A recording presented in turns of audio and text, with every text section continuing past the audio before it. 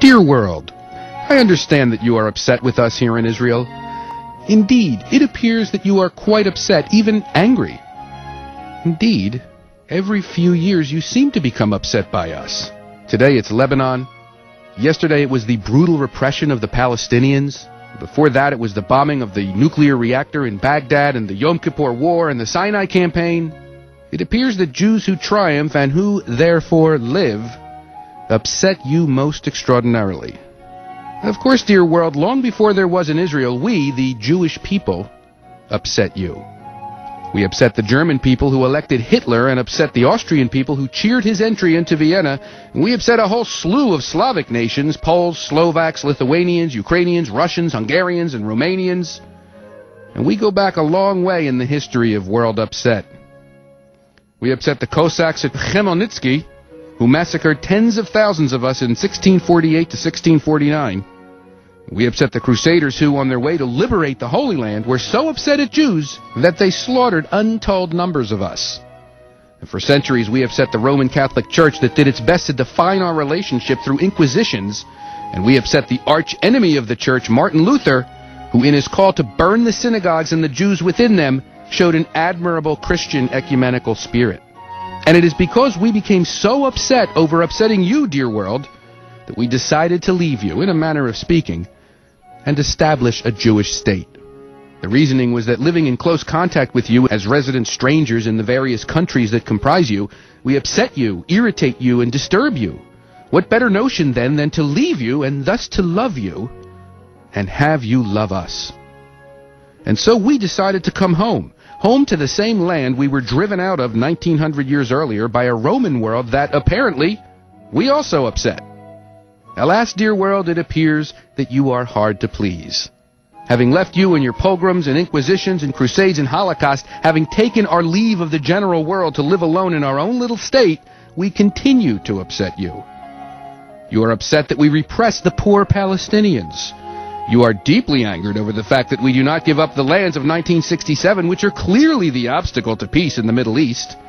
Moscow is upset, and Washington is upset, the radical Muslims are upset, and the gentle Egyptian moderates are upset.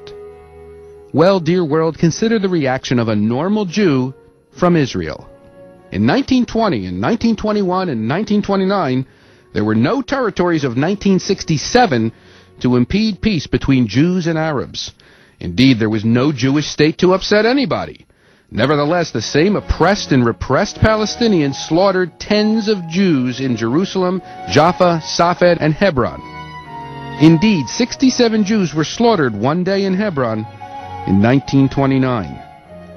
Dear world, why did the Arabs, the Palestinians, massacre 67 Jews in one day in 1929? Could it have been their anger over Israeli aggression in 1967? And why were 510 Jewish men, women, and children slaughtered in Arab riots between 1936 and 1939? Was it because Arabs were upset over 1967?